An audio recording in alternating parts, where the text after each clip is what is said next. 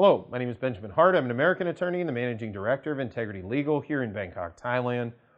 As the title of this video suggests, we're discussing possible violation of rules in alternative state quarantine in Thailand. And I'm about to read some correspondence that was sent to us regarding this overall question, but just some backstory here.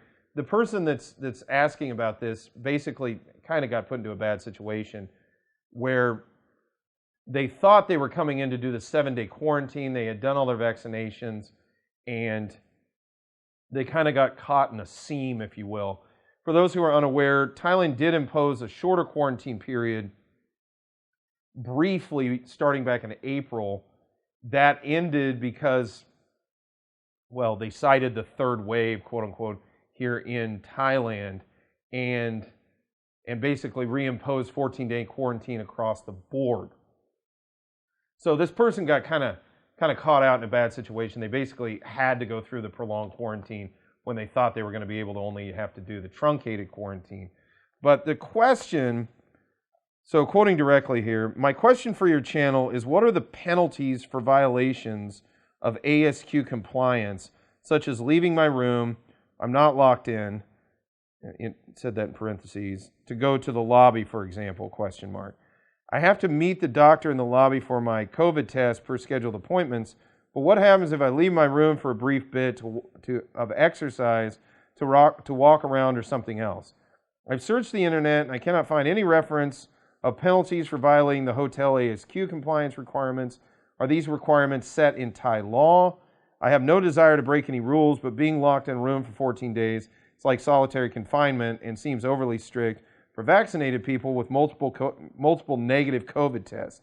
I thought this might be a good topic to discuss if you are in search of ideas for your content on YouTube. Keep up the great work. I follow your channel daily. Well, thanks for that. A couple of things. I do truly understand the solitary confinement notion. Regarding, are these requirements set in Thai law? Let's be clear. Alternative state quarantine requirements and other things associated with the current travel restrictions for coming into Thailand were promulgated and came into effect under the emergency decree in March 2020. These are not operating under the normal sort of codified Thai law regarding travel to Thailand. I've gotten into some other videos on this channel. I think this person may have watched some of these, especially with respect to certain restrictions here in Thailand, where I brought up the fact that they're saying there's like law behind it, but where is this law? And oftentimes they end up citing the emergency decree, which I kind of have an issue with, especially here in Thailand, depending on the set of circumstances. That is not at all pertinent to this video. Yes, ASQ, the ASQ regime, if you want to call it that, came about directly as a result of the emergency decree. But understand, we are talking about this in an international travel context relating to international travel and quarantine. That is a horse of a very different color compared to just standard domestic Thai matters. Okay, first and foremost, let's get that out of the way first. And we have quoted at length a lot of the sections of the Communicable Diseases Act out there, which I think a number of them pertain directly to folks that are waiting in quarantine having traveled from abroad. In fact, I've quoted on this channel specific text to that effect already. The other thing is the emergency decree pertained directly to international travel. Well, one of the main thrusts of it was about that specifically. Yeah, there's not a lot of codified penalties out there associated with this, but you're dealing with the emergency decree. So what I'm saying is, thinking about violating the ASQ rules, in my opinion, is playing with fire. Because in a sense, you're not even fully admitted to Thailand yet, especially as a foreigner. You may be on Thai soil, you may be even stamped in by immigration, but you're sitting in quarantine. You haven't been released. So at the very least, I would say at the very minimum, the penalty for violating ASQ is deportation.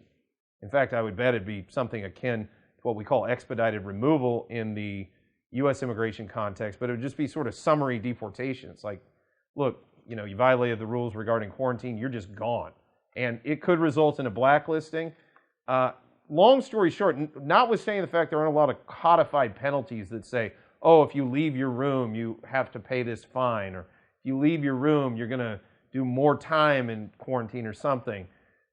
Notwithstanding the fact that may not be codified, in the specific circumstances of quarantine, you are in very much a legal limbo, which, in my opinion, very clearly is covered under the emergency decree and the Communicable Diseases Act. Do not mess with these rules lightly, because if you are in that situation and you're deemed to be in violation, I mean, I think at the minimum they just deport you. I think that would probably be the easiest way to deal with it if it was a real problem.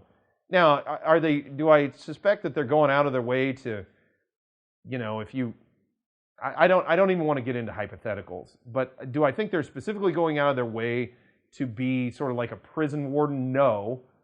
But at the same time, these rules have been put in for a particular purpose, and I think they're going to be pretty stringent in adhering to and enforcing those rules. So again, messing around with even the thought of violating ASQ rules, in my opinion, is kind of playing with fire.